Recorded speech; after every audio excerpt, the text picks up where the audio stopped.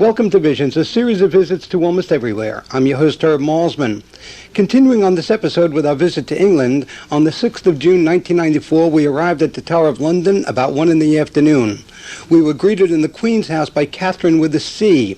Now, I guess in the Tower's heyday, the 6th of June was just another spring day. We'll find out. Although this introduction was created and produced in the Bronx, the rest takes place on location at the Tower of London. Our guide for this opening segment is Chief Yeoman Warder Norman Jackson. Chief Yeoman Warder Norman Jackson. Now, what is yeoman? What is warder? Yeoman is a long story. It's a word which has been taken out of its time and place and now is misused in many ways. Basically, the original of the word was a trained soldier, an archer. The word yo coming from probably a colloquial pronunciation of yew, which was the wood favoured for the making of the longbow. Warder, well, a ward is an enclosed area, and the Tower of London has two, the inner and outer ward, and it harks back to the time when the Tower of London became less and less a royal residence and seat of government, and more as a state prison. And of course, as you know, the term warder now is almost entirely used by the prison service. Well, the word yo is very popular back in New York City, my hometown. Yo, how's it going? So yo is taken up significance in America. Yes, well, gradually the word evolved out of the trained soldier and became to be used as in direct reference to a very powerful middle class, very conservative farming class in 17th and 18th century England, the yeoman stock. Basically what it was that these archers were well paid, and at times in the 12th and 13th century, when the Black Death was raging through Europe, there was a lot of unfarmed land, and these people bought land. It was theirs. They owed tip their hat to no master, and of course they kept within their own class structure. Farming family married into farming family. Gradually the territories enlarged. As I said, by the time of the 17 and 1800s came along, they formed a very strong, very powerful, very conservative, deeply religious middle class. We're the voices on this series, and we're going to be spending some time with almost the voice of Roger Moore. Yeah, well, thank you. I don't know if I take that as a compliment or not. No, he's got a great voice. Describe your outfit. Those into drinking gin, I guess, isn't this the same outfit as on Gordon's? Not Gordon's gin, but what bottle? Beefeater gin. Beefeater gin. Yeah, the name Beefeater, which we are stuck with, is a very ancient nickname. We don't know the origins. It probably comes out of the fact that because of our rather elite position here at the Tower of London, guarding the palace and guarding the royal family, that we were given a regular, probably daily ration of bread, meat and ale. A high privilege. People who weren't getting their share, of course, would be a bit scathing about it, and the term beefeater was more of an insult than a compliment. But the uniform, yes, on the beefeater bottle, which is our state dress, which is, of course, is the very flamboyant scarlet and gold. The one I'm wearing is our, what we call blue undress, dark blue, red trimmings, full-skirted, full-sleeved. On the chest is the royal cipher, the crown, and the initials ER with the Roman numeral 2, which is Elizabeth Regina, Queen Elizabeth II, because we are members of the Queen's bodyguard. My hat is slight evolving out of the Tudor bonnet. It's high-crowned, with a representation of a Tudor rose on the front. Again, it's dark blue and red. Okay. And with all that, and of course this goes back to the medieval days, I guess. Oh, yes. You're carrying a rather modern piece of equipment. Well, you're carrying two pieces of equipment. Explain to both of them. Well, the first piece of equipment, of course, is a silver-top cane. Slapping people with that? No, it's just a kind of staff of office. When I'm in my ceremonial uniform, I carry a silver-topped mace. The top is representing the central tower, which we know as the White Tower. As the Chief Yeoman Warder, is just a staff of office. The other piece of equipment, I'm afraid, in this day and age is rather necessary. It's It's a shortwave radio, a walkie-talkie. A walkie-talkie, that's rather odd. And then I'm looking around, and as we look at, of course, this is the Tower of London as it was in whatever century it was, right from, what was the century? What is the circa here? Well, the tower, they started building the tower on the orders of King William I, William the Conqueror. Strange enough, you know, it's here it is, it's June the 6th, and William came from Normandy to conquer what he considered was his kingdom of England. And then, as I said, 50 years ago, we went back again and reconquered Normandy. So it's rather ironic this day should be it. And the most recent building is over 150 years old.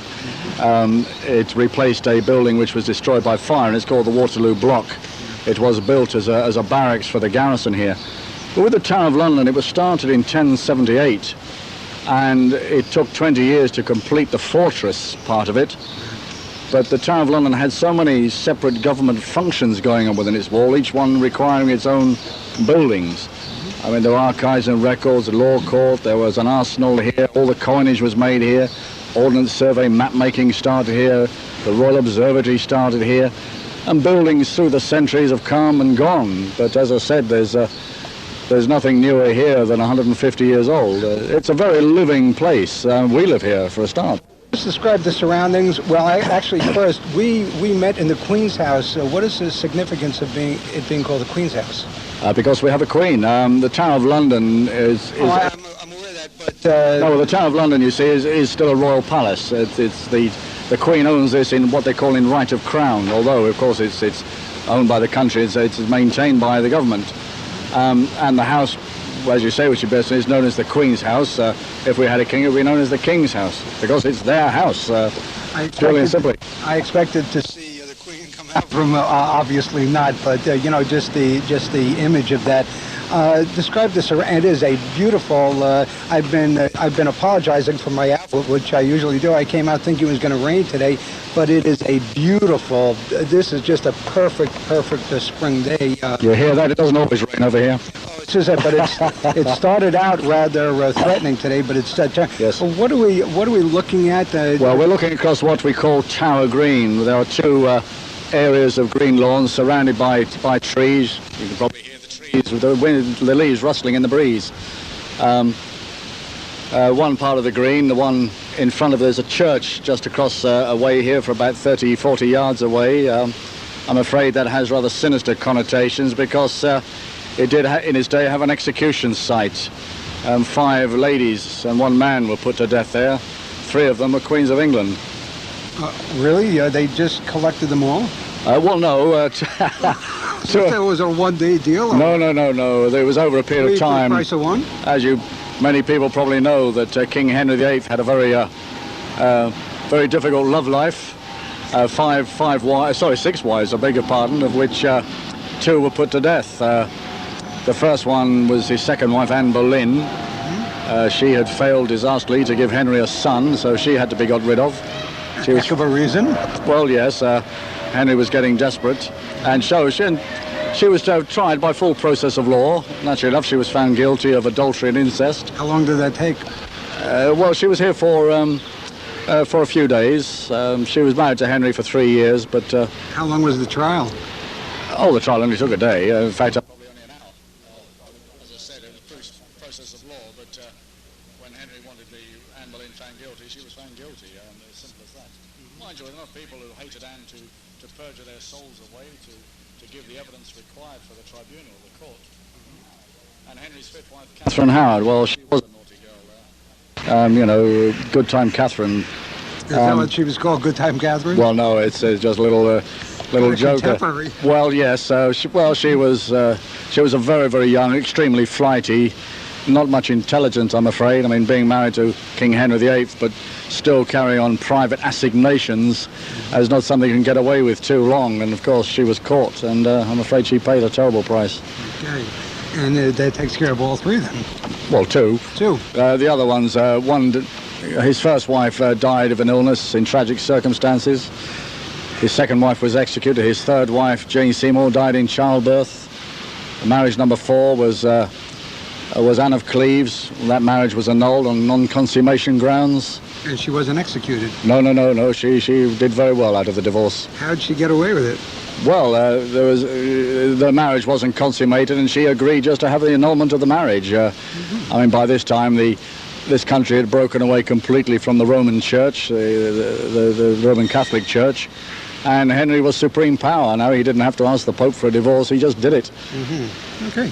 So does that kind of take care of the history? I'm sure there must be more history. Oh, so the Tower of London. I mean, it's 900 years it's been standing here, and it's had a dramatic interface, that's a modern word for it, with the history of this country. So many people came here. We even had Americans here.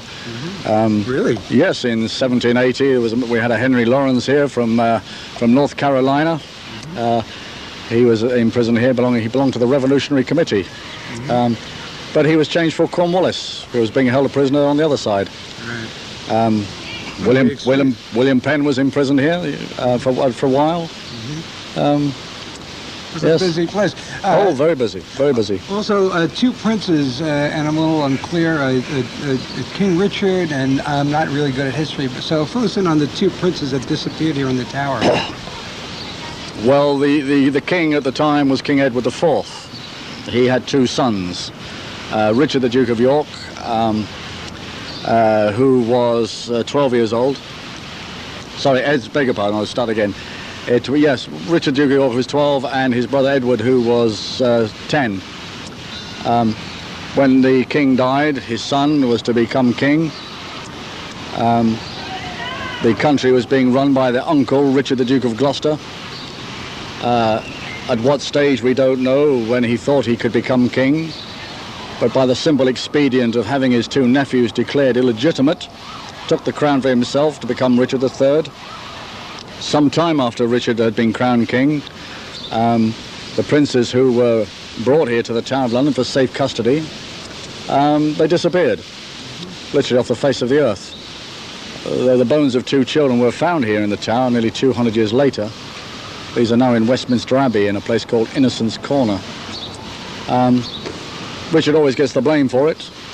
The evidence against him is, albeit circumstantial, but is overwhelming. Whereas evidence to suppose anybody else is fairly sketchy, even circumstantial. It's very, very sketchy. So Richard had an awful lot to lose as long as the princes remained alive. Right. And that's when the crown kind of changed families. And today, Queen Elizabeth II is a descendant of that family. Oh, the present Queen. I mean, her lineage goes back through all our royal families, the different families, right back to about the year 820. But yeah, no, although they were, shall we say, slightly different parts of the family, they were all of the same dynasty. They were all what they call Plantagenets, and they were all of the family of the Yorkists. This was putting an end, really, I suppose, to the long power struggle called the Wars of the Roses, which went on for about 30 years. Okay, now we're looking at a lawn over here, a lawn. Yeah. Sort of a divider, and everything is cobblestone, of course. And I will ask you this question, and nevermore will I ask. Talk about nevermore the ravens. Talk about the ravens. Are they earthbound? Yes, we have 8 here. They are fat, they are lazy. They are carrion eaters mostly. Should one of the ravens escape from here, it would not be able to look after itself. Because they're reared, almost most of them are reared by hand from fledglings. We do have 8. They're in magnificent condition. But to stop them flying away, we clip the flight feathers on one wing. Only the flight feathers. They grow again very quickly, 6-8 weeks. But it doesn't harm them at all. They don't need to fly. I say, just looking at them now, this beautiful blue-black gloss they have on them. Sure. But they're here to perpetuate a legend going back centuries that should the ravens ever leave the tower would fall. Now, whether this means actually the structure would fall down or fall to outside forces, we don't know. But the loss of the tower in centuries past would have been considered so disastrous because everything that was important was here, that they would never recover from the blow, and it would have been the end of the monarchy. Yeah. So the ravens, who does the clipping? Because they look like they can get pretty serious. Well, yes, they're certainly they're not tame. They tolerate, as the most you can say from them. They're certainly not tame. And yes, we have a yeoman warder who looks after them. He's known as the Raven Master. He feeds them, cleans their cages. He's the guy without the hand. Well, yeah, well, he wears gloves even then. When he's cutting the wings, he wears gloves, believe me. Do they know him? I mean... Oh, yes, yeah, yes. I mean, he knows them intimately. They all have their own characters, just like people. Some are fairly docile and obedient, others are out-and-out villains. They have a strict hierarchy.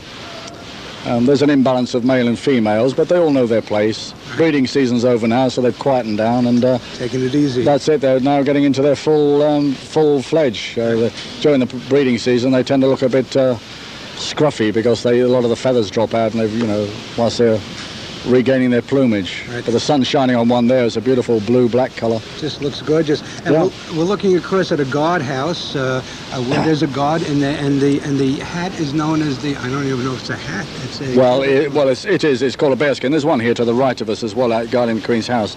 It's called a bearskin for the simple reason that's exactly what it is. It's the fur from the black bear. Right. It's a battle honour. Coming from the Battle of Waterloo. Right. And of course, people with cameras, and they come walking up trying to get the guards to smile, and the theory being, and the concept being that the guards never smile and they never react. Well, they would only react if you tried to bypass them. But no, they're not. Whilst they're on duty, they're not supposed to smile or engage in conversation. Right. The thing is, if they were caught doing it by one of their NCOs, of course, then their period of duty would be somewhat longer. Right. The gentleman behind me, the guard behind me, as I was coming through, of course, I'm carrying the visitor's pass, and I was coming into the Queen's house, and it's off limits. You're not allowed in here. And I just saw his eyes following me as I came in, so he didn't actually look, but I caught his eyes following, kind of watching me. Yeah. Are those weapons loaded? No, they're not loaded, but ammunition is readily available. Yes, right. I mean they are. I mean these are. Okay, they're dressed in the scarlet and the bearskins, but they're not toy soldiers. They are, in fact, the officer of the guard who's taken over today. He's only just come back from Bosnia himself. Oh, so they're all doing military service around the world. Battle hardened and that's it. Ready. Yeah. When they built the tower, they didn't make any facilities for prisoners. One thing, a great disappointment to visitors, is the fact that we don't have any cells or dungeons here. Oh. Yeah. The only thing that we had plenty of are towers. I mean, outside of the central tower, the great central keep, the towers. That's reduced to 19 other towers. And every room and every one of these towers at some time has held prisoners, some more than others. And the one that we're coming up to now, the Bloody Tower, was used more extensively as a prison than a lot of the others. And the word keep, I guess, is prison. No, the word keep? No, the keep is just the large central building. In actual fact, the word dungeon comes from really is the keep. The original word of if you saw dungeon, would in actual fact meant tower. But gradually it reversed its meaning from tower to a subterranean cell. Right. Okay, you're listening to Visions, a series of visits to almost everywhere. I'm your host, Sir Malsman. We're about to go into the Bloody Tower, and we are with Yeoman Warder. Chief Yeoman Warder. Chief Yeoman Warder. Norman Jackson. Norman Jackson, who sounds very much like Roger Moore. So here we go. We're about to come out of the breeze now and head upstairs. We're behind a group of people. Let you hear some of the sounds as we come through. Describe where we are. Well, we're in the entranceway of the Bloody Tower. The Bloody Tower, originally, it was built as a gatehouse, purely and simply. And on the right here, we have we can see the top part of what is called a portcullis, which is a grill-type gate. Very heavy, oak bound in iron. The one here weighs about 2 tons. In times of attack, the gate would be allowed to drop under its own weight. It has spikes along the bottom. These would dig into the ground and form a very formidable barrier. So and then when it was over, of course, using the windlass that is here, this winch, the gateway could be lifted up again to open the gateway underneath. It's sort of, and it's kind of a waffle shape. Waffled, squared. How do you describe that? Well, that's it. Yes, it's a kind of square, open square grill of a gate. One that is it has to do 2 purposes. One, it's to form a very, very strong barrier, but also you have to reduce the weight. Otherwise, if it was a solid gateway, you would never lift it. Yeah, thing very, again. very imposing. I mean, it weighs 2 tons as it is. If it was solid oak and iron, you're talking about 5 tons, and as I said, you would need a tremendous amount of manpower to raise it up again. Right. And so you've got lightness with strength. Mm-hmm. And of course, everything is just about as it was. Oh yes, right. Yes. This one is contemporary with the tower, so we're talking about 600-700 years. Right. Okay, and we're coming through now. We have a fireplace, not a working fireplace, off to the left, and what else? Well, the room is scattered about with period furniture. It's a late Elizabethan furniture, and it gives an idea, strange enough, of the conditions that prisoners could expect here in the tower. For the most part, the prisoners, far from being chained against the wall, were allowed to live in great comfort, provided they paid for it. And within reason, a prisoner was allowed anything. Paid for it how? Well, with their own money. They might be in prison, but they or their family still had money until such times as they were executed, and whether their lands and property were forfeit or not, it depended on what the sentence was or the law at the time. No, they kept on paying until it was time to go? Oh, yes, indeed, yeah.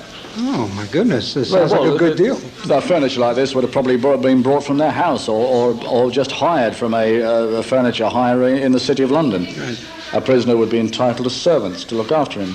Did the prisoner have the right to say, hey, why should I pay? Leave me alone? Oh, yes, he did that, in which case, of course, he slept on the floor. He got nothing, so the choice was his. It's a tough choice. But it's also furnished to reflect the imprisonment of one man, Sir Walter Raleigh. Was here? Yes, his portrait above the fireplace there. He was here for 13 years in this tower. Right in this room, and upstairs he had a bedroom. And in common with a lot of prisoners, his wife lived here with him for about 5 years. He was beheaded, was he not? Eventually, yes, yeah, at Westminster. Yeah, my goodness, so this was his living quarters right here. Well, the furniture is contemporary with his. It's not his furniture. That would have gone a long time ago. I mean, the structure, of course, is where he was, right here. Oh, yes, yes. You're looking now, if you look at it, it's pretty much through his eyes. Yeah. Okay. He did a lot of writing. He wrote a history of the world. He wrote the history of the world? Well, he started writing it, but it took more than 13 years. Well, no, in actual fact, he was writing for one person in particular, the eldest son of King James I, who hated Raleigh. But he was a great favourite of King James's son, Henry, the Prince of Wales. Henry idolised Raleigh. He worshipped him as a hero of the people. Was King James probably one of the reasons he hated him, because he was a hero of the people. Well, I mean, he was a favourite guy, popular, but he went anyway. Yes, yeah. He got rid of many. That's it, yeah. Strange enough, though, what many people don't know is he never set foot in Virginia or Carolinas. Never set foot there. Yeah, but the cigarettes bear his name. Well, no doubt it does. Okay. He was the driving force behind it. They had the vision for it, but Elizabeth wouldn't let him go. I had heard that it was narrow coming through, and it is narrow coming through. Oh, yeah, yeah. Okay. Okay, we're about to go up. We're gonna stop tape now and get up on the top. So we'll be right back with you. We're moving up a very, very, very narrow stone stairway. Very narrow. Impossible to interview and speak at this point except just me. Never got to anybody. And we're just going around and around and around. And now we're up at a landing. And 1, 2, 4 steps down in the opposite direction. And here we are in a bedroom with a 4-poster. Oh my goodness, okay. Sends the in which Sir Walter Raleigh enjoyed because it was most unusual for a prisoner to get this amount of space. 2 distinct floors plus a little dressing room. So this was his bedroom here? Yes, indeed, yes. There again, the big 4-poster bed there is, we call it big in actual fact by modern day standards. Of course, it's quite small. The average height of people in those days was somewhat shorter than it is now. Right. So this is Sir Walter Raleigh's bedroom, and he had his wife here, and it was very pleasant for a few years, and 13 being an unlucky number. Well, in his case, yeah. In his case, I guess that's where that came from then. Okay, so we're Well, you seem to be coming outside. We are coming outside. Back into the open air again. Yeah, this is called Raleigh's Walk. It extended much further than we see it now because the houses which are here on my right weren't here then. So he would have had quite a long way of walking. And he became one of the sights of London. He did, or the... Oh, he did. Sir Walter Raleigh, he would walk along here, and in those days, the outer wall just between the two walls below here was... sometimes there was a marketplace, or people walking beside the river, which we can see just over the wall here. And they would shout to him, and he would talk back and give his theories and all the rest of it. Get me out. Well... something like that. This is the all river the time he was Thames? here, he was under... Yeah, the River Thames, yes. All the time he was here, he was under sentence of death. As I say, as you know, the death sentence was eventually carried out. Right. But only after a disastrous trip to South America to look for gold, which he failed to do. That sealed his fate, I guess, in a way. Well, yeah, there was a lot of... When he came back, the King of Spain accused Raleigh of attacking his men in South America and demanded that Raleigh be handed over to them for punishment. King James was a coward and would have willingly done it, but he knew that the people wouldn't allow it. And so, because the death penalty which had been imposed on him in 1603 was still in existence, the death penalty was invoked and he was executed at Westminster, where the Houses of Parliament now stand. Well, he wouldn't be around today anyway, so I guess the point is moot. Yeah. However we go, we're leaving.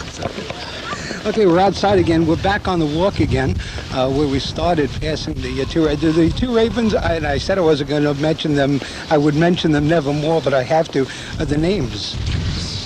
Yeah, they've all got names. Naturally enough, an animal has a pet name. Some of them are derived from Celtic names like Hugin and things like this. Others are more prosaic names like Charlie. Do we know which ones those are over here? Oh, well, I don't know. They are colour-coded. They have a ring around their leg with a colour. And if you go down to the ravens' cages, you can marry up the colour with the ravens' names. But you can hear them. Oh, yes. But to me, they're just black birds, I'm afraid. Birds, big.